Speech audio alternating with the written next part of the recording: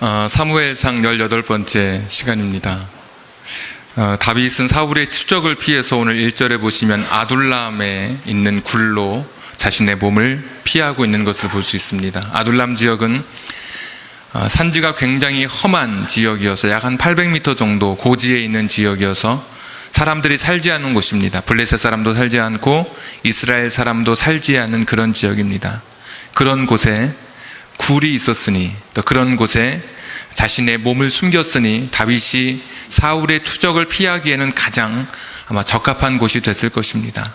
자기를 바라보는 사람도 없고 찾아오는 사람도 없고 살고 있는 사람도 없고, 팔레스타인의 그 굴은 겉에는 커 보이지 않지만 막상 들어가 보면 그 안에 광장처럼 굉장히 넓어서 생활하기에 불편함이 없는 그런 구조를 가지고 있습니다. 이 아둘람 굴로 피했을 때 1절에 보니까 손님이 찾아옵니다. 자기 아버지와 형제들이 찾아옵니다. 사울이 다윗만 죽이려고 하지 않았겠죠. 그의 형제들까지 어떻게든 죽이려고 했을 것입니다. 그 형제와 아버지가 아둘람 굴에 찾아왔습니다. 2절에 보면 또 하나의 손님들이 찾아옵니다. 보시면 마음이 원통한 자가 나오고, 또 환난을 겪은 자들, 환난 중에 있는 자들, 그리고 빚진 자들, 이렇게 세 종류의 사람들이 오늘 다윗에게 찾아온 것을 또 볼 수 있습니다. 사실은 다윗조차도 굉장히 힘들고 어려웠던 시간에 이 세 부류의 사람들, 환난당한 자, 그리고 빚진 자, 마음이 원통한 사람들이 같이 다윗의 아둘람 굴에 모여들게 된 것입니다. 여기서 환난을 당한 자라고 하는 의미는 좀 더 단어를 좀 더 해석해 보면 속박당하고 압제당하고 구속당하는 자, 어떤 정치적인 좀 약간 의미를 띠고 있죠. 정치적으로 구속하고 압제하고 그런 상황에 처한 사람들이 오늘 다윗을 찾아왔습니다. 빚진 자라고 하는 의미도 갚을 수 없는 빚을 진 사람들, 일반적으로는 웬만하면 빚을 다 갚을 수 있는데 사기를 당하거나 고리 대금업에 빠져서 결국은 자신의 가산을 다 탕진하고도 절대로 갚을 수 없는 그런 빚진 사람들이 오늘 또 다윗에게 찾아왔습니다. 세 번째 보시면 마음이 원통한 사람들, 내 원통한 것을 해결함 받지 못했던 사람들, 뭔가 억울하면 법에 호소하고 또 어떤 사법기관에 나의 억울함을 털어놓고 그것이 해소가 되어야 되는데 그것이 풀리지 않는 그런 구조 속에 살던 사람들이, 상처 입은 사람들이 오늘 다윗에게 모여든 것입니다. 절망하고 소외되고 아프고 마음이 괴로웠던 사람들 400여 명이 이 아둘람 굴에 찾아오게 되었습니다. 다윗은 혼자 아둘람 굴에 조용히 자신의 몸을 숨기려고 했는데 아버지와 형제들이 찾아오고 400여 명의 피난처가 필요했던 사람들이 다윗과 함께 이제 아둘람 굴에서 그의 삶을 시작하게 됩니다. 자, 그러면 다윗을 쫓고 있었던 사울은 지금 어디에 있는가? 여러분 6절 한번 보십시오. 사울이 다윗과 그와 함께 있는 사람들이 나타났다함을 들으니라. 그때에 사울이 기브와 높은 곳에서, 자기가 있었던 기브와의 그 도시의 높은 곳에서 손에 단창을 들고 에셀나무 아래에 앉았고 모든 신하들은 그의 곁에 섰더니, 지금 가장 높은 곳에서 낮은 평지를 바라보면서 다윗 이놈이 어디로 갔을까 지금 곰곰이 생각하고 참모들과 함께 지금 회의를 열고 있는 장면입니다. 그런데 여러분, 사울의 손에 무엇이 들려 있었습니까? 단창이 들려 있습니다. 사울은 성경을 쭉 읽어보면 자기 곁에 항상 단창이 있습니다. 잘 때도 머리맡에 두고 자는 것 같고 손만 뻗으면 닿을 만한 곳에 이 단창이 있습니다. 단창은 보호하는 무기가 아니라 공격하는 무기입니다. 언제든지 누구를 죽이려고 던지는 무기가 단창이죠. 자기 아들도 죽이려고 했고 다윗도 2번씩이나 죽이려고 했고 오늘도 단창을 들고 지금 회의를 주재하고 있는 장면입니다. 언제든지 사람을 찍어내고 사람의 생명을 해하려고 늘 마음속에 이런 죽음의 그림자가 드리워져 있던 사람이 오늘 사울의 모습입니다. 저와 여러분도 이 창을 다 하나씩 가지고 있습니다. 우리의 마음속에 가지고 있습니다. 언제라도 이 창을 꺼내서 저 사람을 죽이려고, 저 사람의 위해를 가하려고 우리 안에도 이 시기와 질투의 이 창, 사람을 죽이는 이 창을 가지고 있죠. 사울만 가지고 있었던 것이 아니라 저도 여러분도 지금도 가지고 있는 사람인 것을 오늘 말씀을 통해서 고백하게 됩니다. 오늘 에셀나무 아래에 앉아 있었는데 참 에셀나무 아래에 앉아가지고 내가 누구를 죽일까 생각하던 이 사울이 사무엘상 마지막 장 31장 기억하기도 좋아요. 마지막 절이 13절 거꾸로 하면 거기에 보시면 사울이 어떤 나무 아래 장사되냐면 에셀나무 아래 장사됩니다. 내가 죽이려고 했던, 사람을 죽이려고 하면서 궁리했던 그 나무 아래 자신이 먼저 죽어서 장사되는 역설적인 모습이 오늘 사무엘상을 통해서 보여지게 됩니다. 누군가를 죽이려고 하면 먼저 자신의 영혼부터, 자신의 마음부터 죽게 되는 것. 누군가를 향해서 아직도 저와 여러분이 이 마음속에 창을 가지고 있다면 그 사람이 죽기 전에 내가 먼저 죽어가고 있다는 것을 오늘 사울의 모습을 통해서도 보게 됩니다. 자, 사울은 어떤 모습이냐? 늘 창을 들고 사람을 죽이는 그런 모습으로 등장합니다. 오늘 회의를 주재하면서 나를 도와주는 사람이 아무도 없다라고 이 사울이 이야기하기 시작합니다. 너희 신하들은 도대체 무엇이길래 다윗의 행방을 찾지 못하고 있느냐고 이런 신하들을 책망하던 그때에 한 사람이 등장합니다. 9절 한번 보십시오. 그때에 에돔 사람 도액이 사울의 신하 중에 섰더니 대답하여 이르되 이새의 아들이 노베 와서, 노비라고 하는 것은 21장에 보면 성소가 있었던 도시라고 말씀드렸죠. 노베 와서 아히두베 아들 아히멜렉에게, 제사장 아히멜렉에게 이른 것을 내가 보았는데 10절 아히멜렉이 그를 위하여 여호와께 묻고 그에게 음식도 주고 블레셋 사람 골리앗의 칼도 주더이다. 도액이라고 하는 사람이 21장에 다윗이 이 노베에 있는 성소에 찾아왔을 때 그 성소에 우연히 있다가 이 모든 사실을 보고 오늘 사울에게 지금 고발하는 장면입니다. 그런데 있는 사실만 그대로 이야기하면 되는데 이 도액은 없는 것까지 덧붙인 사람입니다. 자, 왜냐하면 11절 보시면 왕이 아히멜렉을 부릅니다. 그리고 12절 사울이 이르되 너 아히두베 아들아 들으라. 대답하되 내 주여 내가 여기 있나이다. 13절 사울이 그에게 이르되 네가 어찌하여 이새의 아들과 공모하여 나를 대적하여 그에게 떡과 칼을 주고 그를 위하여 하나님께 물어서 그에게 오늘이라도 매복하였다가 나를 치게 하려 하였느냐 하니. 여러분, 공모한 적은 없죠. 일방적으로 다윗이 아히멜렉을 속였죠. 지난번에 3번씩이나 거짓말 퍼레이드를 벌였죠. 공모하지 않았습니다. 아히멜렉은 전혀 몰랐습니다. 그리고 그 칼을 가지고 사울을 죽이려고 그런 계획을 가지고 있는 것도 몰랐고 그런 계획조차도 없었습니다. 그런데 누가 보고하느냐에 따라, 어떻게 보고하느냐에 따라 받아들이는 사람이 판단하게 되죠. 도액이라고 하는 사람은 없는 것을 부풀려서 왕에게 보고합니다. 부정적인 것을 계속 보고하고 더 크게 보고하고. 도액은 어떤 사람이느냐? 사람을 화평하게 하고 편안하게 하는 사람이 아니라 자꾸 문제를 일으키고 더 사람을 힘들게 하고 괴롭게 하는 사람이 오늘 도액입니다. 나중에 화가 나가지고 이 사울왕이 아히멜렉을 비롯한 제사장들을 다 죽이라고 명령합니다. 한 절 더 찾아보시죠. 17절 왕이 좌우의 호위병에게 이르되 돌아가서 여호와의 제사장들을 죽이라. 공모했다고 믿어버린 겁니다. 도액의 이야기를 듣고 그들도 다윗과 합력하였고, 여러분 그렇게 안 했는데도 믿어버린 겁니다. 또 그들이 다윗이 도망한 것을 알고도 내게 알리지 아니하였습니다. 도망한지 몰랐죠. 왕의 비밀 명령을 받고 온 줄 알았었죠. 자, 그런데 17절 계속 보니까 왕의 신하들이 손을 들어 여호와의 제사장들 죽이기를 싫어한지라. 세마포 에봇을 입은 흰옷 입은 제사장들 죽이는 것이 너무 꺼림직한 겁니다. 그래서 못 죽이겠다고 머뭇머뭇거리는데 18절 왕이 도액에게 이르되 너는 돌아가서 제사장들을 죽이라 하매. 자, 에돔 사람 도액이 돌아가서 제사장들을 쳐서 그날의 세마포 에봇 입은 자 85명을 죽였고 제사장들의 성읍 노베 남녀와 아이들과 젖먹는 자들과 소와 나귀와 양을 칼로 쳤더라. 여러분, 도액은 어떤 사람으로 등장합니까? 사울과 같은 사람으로 등장합니다. 도액 역시도 거침없이 사람을 죽이는 모습으로 오늘도 등장합니다. 도액은 없는 이야기를 만들어내고 사람을 곤경에 처하게 만들고 누군가를 죽이는데 앞장서는 사람. 그래서 사울과 도액의 삶은 닮아 있습니다. 자, 그런데 오늘 사울과 도액의 이런 삶의 스타일을 보면서 오늘 우리는 다윗을 다시 주목하게 됩니다. 여러분, 아까 2절에 세 종류의 사람들이 나왔다고 우리가 아까 말씀을 읽었습니다. 다윗은 철저하게 자기 자신이 도망자였습니다. 자기 몸 하나 간수하기 힘든 그런 상태였습니다.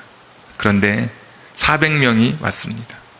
그것도 번듯하고 또 괜찮은 그런 사람들, 또 마음에 어떤 상처가 없이 어디 한 구석에 꽁하지 않은 그런 사람들이 온 게 아니라 세상에서 낙오된 것 같은 인생들, 늘 어디 한 군데 상처가 있어서 누군가가 조금만 이야기하면 넓은 마음을 갖지 못하고 그냥 와락하고 덤벼드는 그런 사람들, 마음에 여유가 없는 사람들, 환난 때문에 거세어진 사람들, 그런 사람들 400명이 자기에게 왔습니다. 거절할 수도 있었고 그들을 밀어낼 수도 있었습니다. 근데 평소 다윗이 그런 사람들과 가까이 했었던 것 같아요. 그러니까 다윗이 어딘가로 지금 떠돌고 있다는 이야기를 듣고 환난을 입은 자들, 빚진 자들, 또 마음에 원통한 자들이 다윗을 찾아간 것입니다. 다윗은 그들을 여러분 물리치지 않았습니다.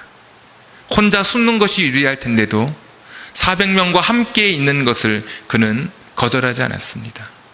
그들에게 자신의 기댈 언덕이 되어주고 어깨가 되어주고 그들을 위로할 수 있도록 그들의 위로의 장소가 되어주고 그들의 멘토가 되어주고 그들의 이야기를 들어줄 수 있는 그런 상담사가 바로 다윗의 오늘 모습입니다. 사무엘상의 시대는 사사기의 마지막 시대와 거의 같은 시대입니다. 사사기 마지막에 보면 굉장히 경제적으로 빈부의 격차가 극심하게 벌어지고 있는 모습이 나옵니다. 그리고 사회적으로도 굉장한 사건 사고가 많이 있었고 또 정치 권력을 가진 사람들이 그 지방에서 권력을 남용한 이야기가 사사기에 기록되어 있습니다. 뒷부분에 보시면 그렇게 고통받았던 사람들이 오늘 다윗에게 나와온 것입니다. 다윗은 누구보다도 쫓기는 고통을 알고 오해받고 다른 사람으로부터 죽음을 재촉받는 그런 삶의 환경에 처해봤기 때문에 찾아온 사람들 그들의 모습을 보면서 그들을 아마 내칠 수 없었을 것입니다. 자기가 상처받았기 때문에 헨리 라우엔이라고 하는 사람의 이야기처럼 다윗은 상처받은 치유자가 되었습니다. 내가 상처받았기 때문에 그 상처를 치유할 수 있는 그런 사람이 되었죠. 사울과 도액과는 전혀 다른 삶을 오늘 다윗은 보여줍니다. 연약한 사람들을 품고 죽이고 누르는 사람이 아니라 그들의 허물을 들춰내는 사람이 아니라 그들을 안아주고 가슴으로 품을 수 있는 사람이 오늘 다윗이 보여주는 그런 삶이었습니다. IMF 때 한 집안이 해체된 그런 이야기를 읽어본 적이 있습니다. 남편은 어디론가 가출해버리고 아이들은 맡아서 기를 수 있는 방 하나 제대로 갖추지 못해서 친척 집에 다 떠나보내고 여자가 강합니다.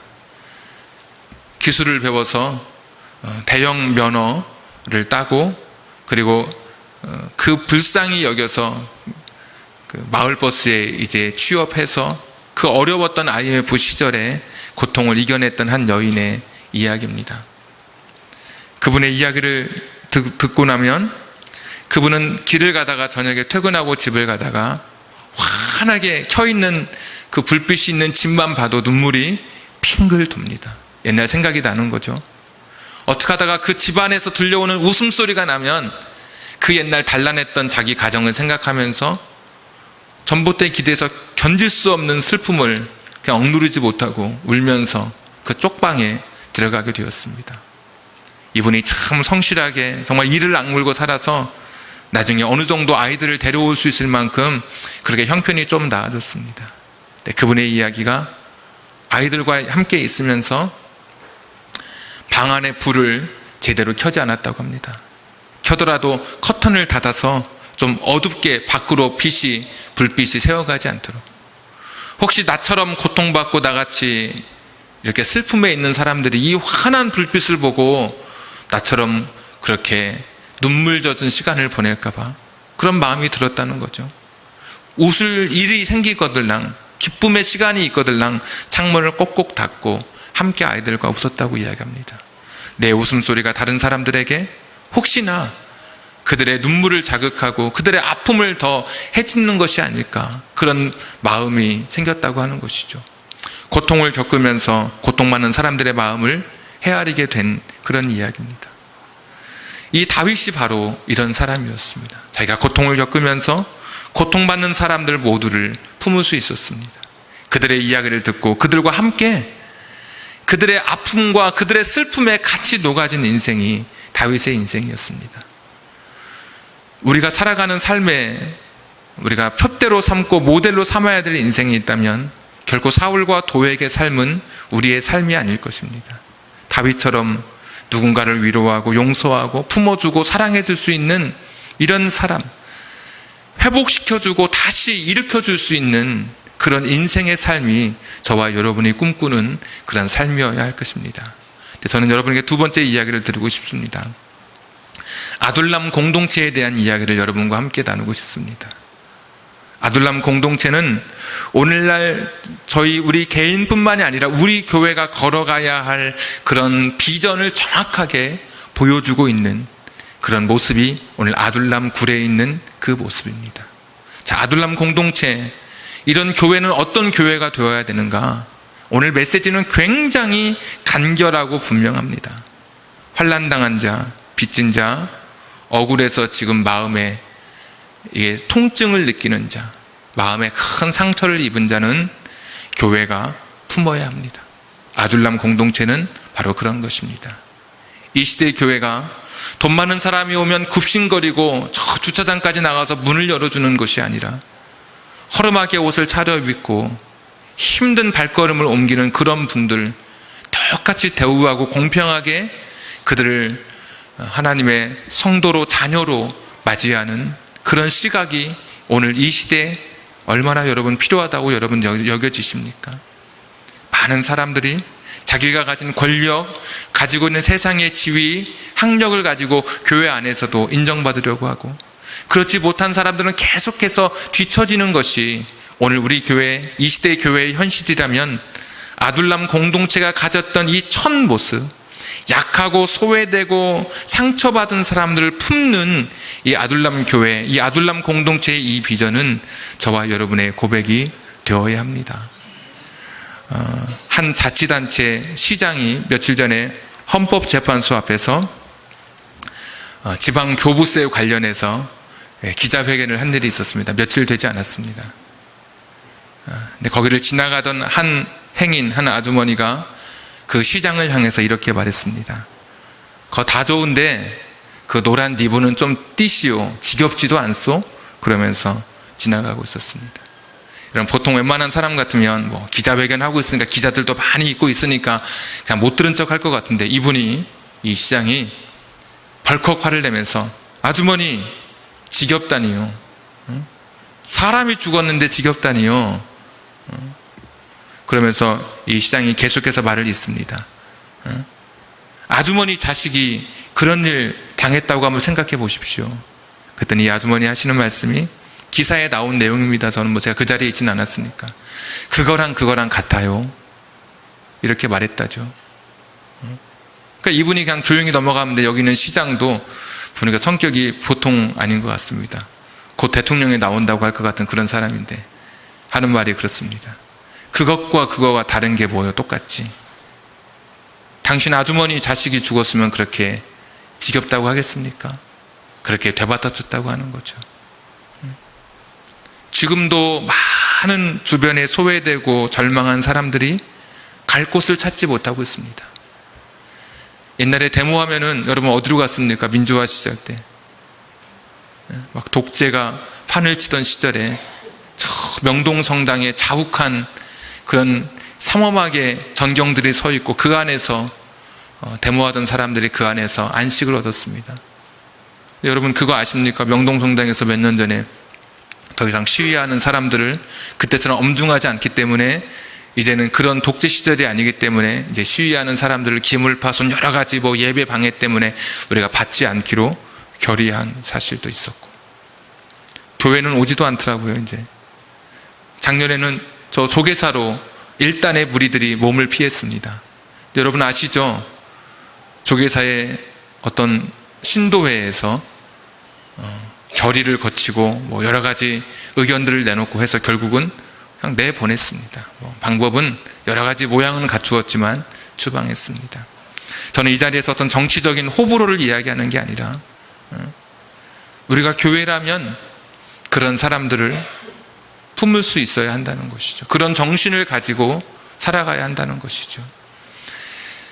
지난주에 다윗이 아히멜렉에게 찾아갔을 때 성소에 찾아가서 떡과 골리앗의 칼을 얻었습니다.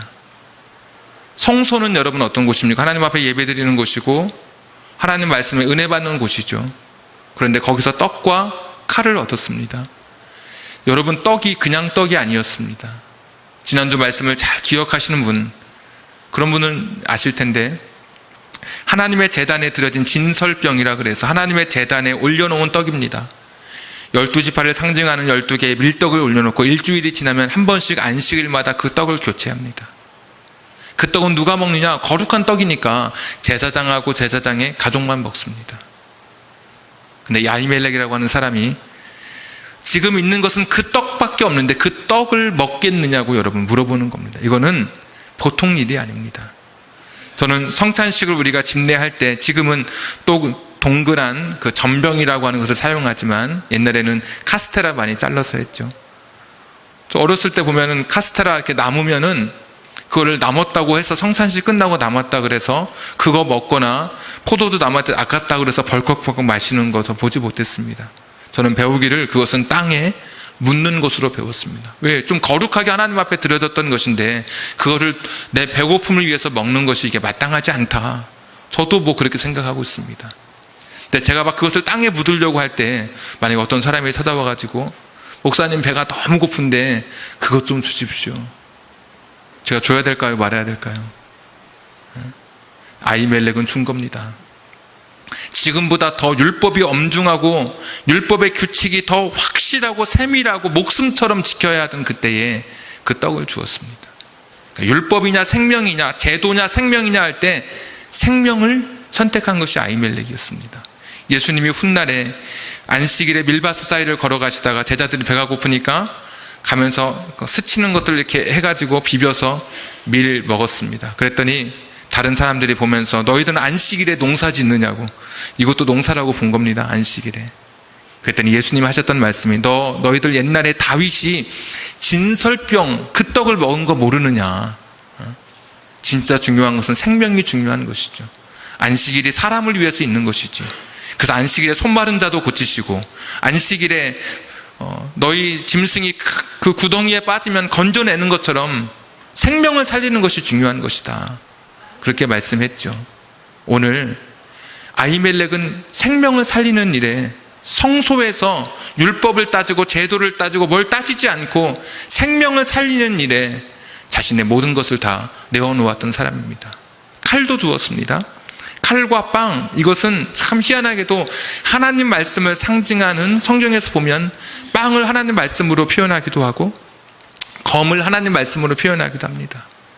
영적인 하나님 말씀만 주는 것이 교회가 아니라 육적으로도 빵과 칼을 주는 것이 교회여야 되죠. 필요한 사람에게 필요를 채워주고 그들의 아픔을 감싸 안는 곳이 교회여야 하는 것이죠. 아둘람 공동체가 그런 곳이었습니다. 우리 교회가 그런 교회가 되기를 주님의 이름으로 축복합니다. 정치색을 떠나서 보수고 진보를 떠나서 모든 그런 힘들고 약한 사람을 품을 수 있는 그런 교회, 그들의 아픔과 같이 할 수 있는 교회, 누군가의 아픔에 그냥 몇 푼 돈을 쥐어주는 교회가 아니라 그들의 친구가 되어주는 교회, 비가 올 때 우산을 씌워주는 정도가 아니라 우산을 버리고 함께 같이 비 오는 그 길을 손잡고 같이 걸어갈 수 있는 그런 교회, 이것이 아둘람 공동체가 가졌던 첫 번째 비전이었습니다. 두 번째 아둘람 공동체의 특징이 있는데, 이 아둘람 공동체는 약한 사람을 품어낸 것이 전부가 아니라 약한 사람을 강한 사람으로 키워낸 것이 아둘람 공동체입니다. 이게 우리 교회가 이제 두 번째 가져야 할 비전입니다. 이 한국 교회에 한국 교회가 가져야 할 두 번째 비전이 바로 여기 비전입니다. 우리 성경 한번 찾겠습니다. 23장 3절. 23장 3절. 다윗의 사람들이 어떻게 부릅니까? 아둘람 사람들을 다윗의 사람들. 5절. 다윗과 그의 사람들. 아둘람 사람들이 이제 다윗과 그의 사람이 되어서 전쟁에도 참여하는 이야기입니다. 넘어가서 사무엘하, 이제 어떻게 되는지 한번 보십시오. 사무엘하 23장. 사무엘상이 아니라 사무엘하입니다.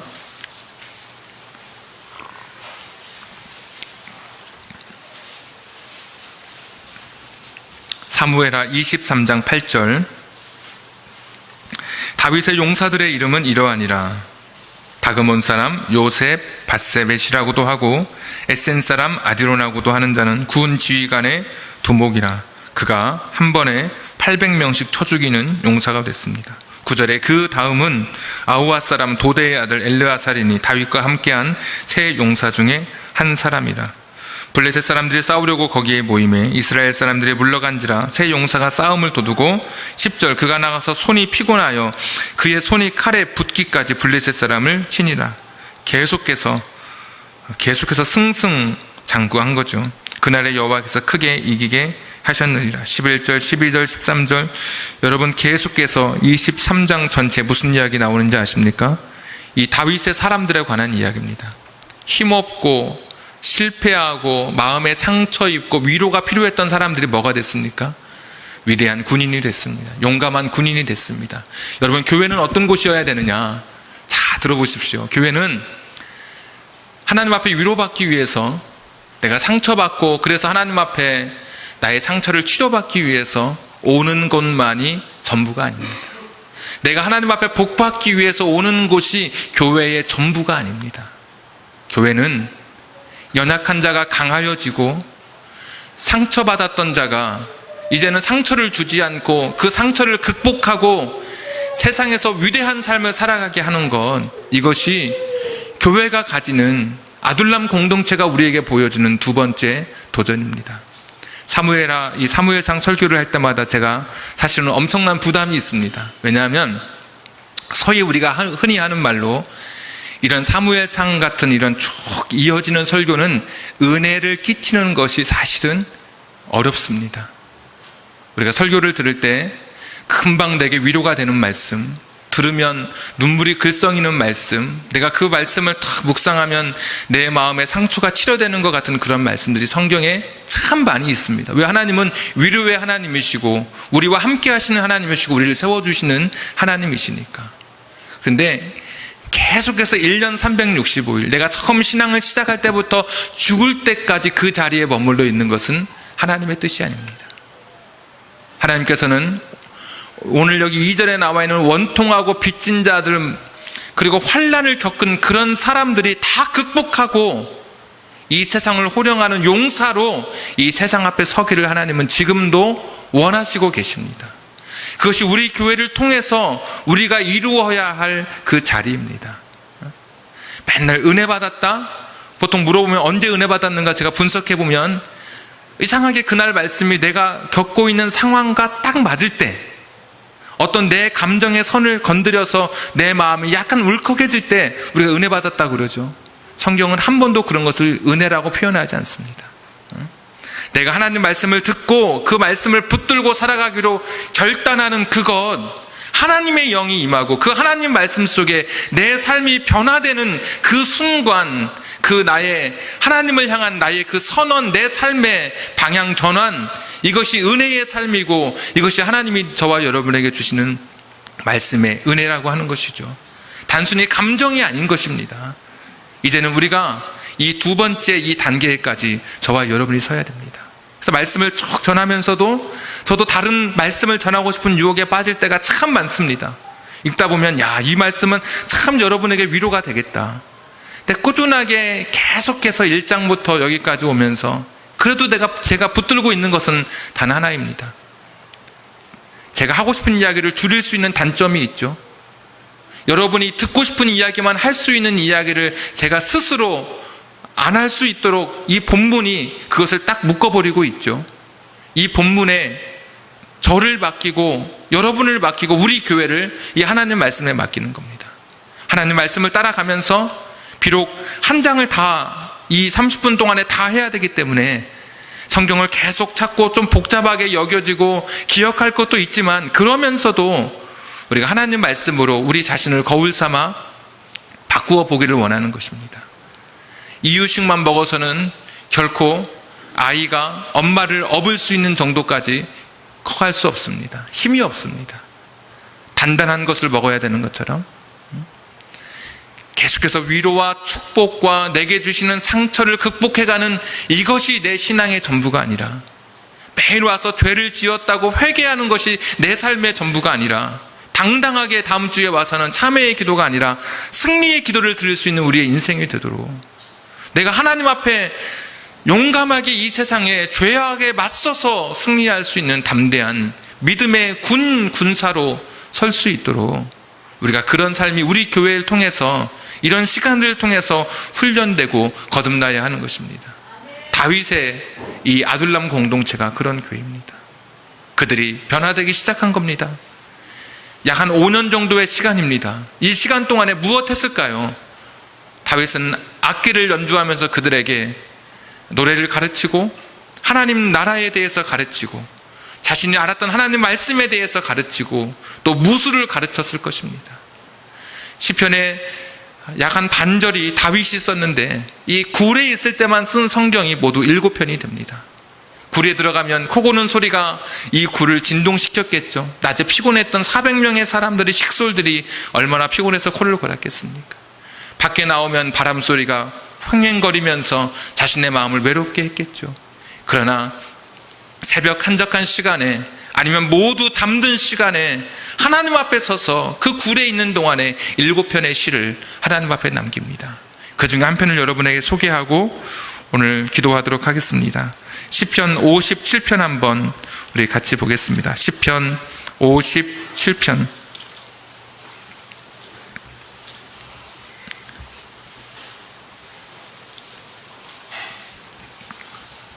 (843페이지) 시편 57편 표제 다윗의 믹담시, 인도자를 따라 알다수엣에 맞춘 노래. 다윗이 사울을 피하여 굴에 있던 때에. 자, 7절 보겠습니다. 하나님이여, 내 마음이 확정되었고 내 마음이 확정되었사오니 내가 노래하고 내가 찬송하리이다. 내 영광아 깰지어다, 비파야 수금아 깰지어다, 내가 새벽을 깨우리로다. 깊은 밤 새벽을 맞이하면서 이 시를 쓴 것입니다. 코 고는 소리를 밖으로 하고 바람 부는 광야에서 앉아서 이 새벽을 깨우는 심정으로 오늘 이 시편을 써내려가죠. 9절, 주여 내가 만민 중에서 주께 감사하오며 문 나라 중에서 주를 찬송하리이다. 무릇 주의 인자는 커서 하늘에 비치고 주의 진리는 궁창에 이르나이다. 하나님이여, 주는 하늘 위에 높이 들리시며 주의 영광이 온 세계 위에 높아지기를 원하나이다. 아멘. 어떤 시편에는 굴에 있으면서 외롭고 힘들고 고통스럽고 왜 내게 우환이 맞느냐고 시편을 기록하다가 어느새 57편을 기록할 때는 그가 아둘람 공동체가 성장해 가는 것을 보면서 연약해져 있는 모습이 아니라 그들이 변화되고 성숙해져 가는 모습을 보면서 사랑받기보다 사랑하려는 모습을 보고 이해받으려기보다 이해하려는 사람들의 그런 성숙한 삶을 보면서 다윗이 하나님 앞에 감사의 고백을 드립니다. 하나님, 내 마음이 하나님을 향해서 확정되었습니다. 이것이 하나님의 계획이고 이것이 하나님의 뜻이고 이것이 하나님의 방법인 것을 알았습니다. 내가 이제 주님께 영광을 돌립니다. 좌절하지 않겠습니다. 실망하지 않겠습니다. 이제는 새로운 비전을 가지고 그가 새벽을 열어가는 사람이 된 것입니다. 우리 교회 이 두 가지 비전이 우리 교회 안에서 여러분의 삶을 통해서 이루어지기를 원합니다. 첫째 비전, 교회 안에서 위로받으시고 상처가 치유되시고 약한 분들 오셔서 우리 많은 분들을 통해서 주님이 주시는 위로를 통해서 세상에 줄 수 없는 평안을 경험하십시오. 이제 그리하셨더라면 이제는 좀 더 나은 신앙의 더 높은 단계로 내게 고난이 찾아와도 당당히 맞설 수 있는 사람, 축복 때문에 하나님을 붙드는 것이 아니라 욥처럼 축복이 없다 할지라도 사라진다 할지라도 까닭없이 하나님 앞에 예배하고 그 신앙을 붙들 수 있는 그 믿음의 자리까지 여러분 성장해 갈 수 있기를. 사울과 도액처럼 사람을 죽이고 심판하고 고발하고 그를 파헤쳐가는 인생이 아니라 회복시키고 살리는 다윗과도 같은 인생이 되어서 저와 여러분이 다윗이 되고 저와 여러분이 아둘람 공동체를 이렇게 만들어갈 때 우리가 이 역사의 어둠의 새벽을 깨우고 한국교회 다 타락하고 이 세상의 종교개혁 이후로 가장 어두운 시대라고 하는 이 시대를 밝힐 수 있는 우리 교회와 여러분 되시기를 주님의 이름으로 축복합니다. 기도하겠습니다. 오늘 우리 주신 말씀 붙들고 기도하겠습니다.